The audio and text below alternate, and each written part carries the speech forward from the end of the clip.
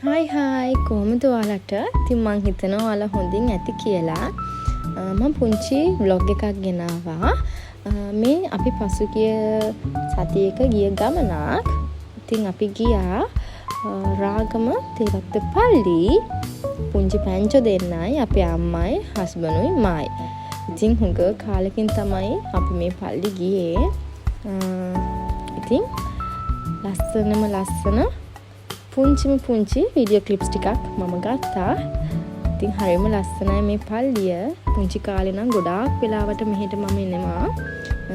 දැන් නම් ඉතින් කාර්යබහුල ජීවිතෙත් එක්ක ගොඩක් වෙලාවට එවෙනවා හොරයි.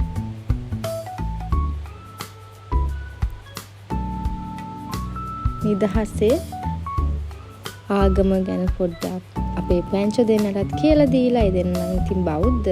ඉතින් ඒ දෙන්නටත් ආගම ගැන පොඩ්ඩක් කියලා දීලා පල්ලියේ වටේ පොඩ්ඩක් රවුමක් ගහලා ඒත් එක්කම ඉටිපන්දන් ටිකක් පත්තු කරලා බබාලා දෙන්නත් එක්ක ඉතින් සතුටෙන් ගෙදර ආවා.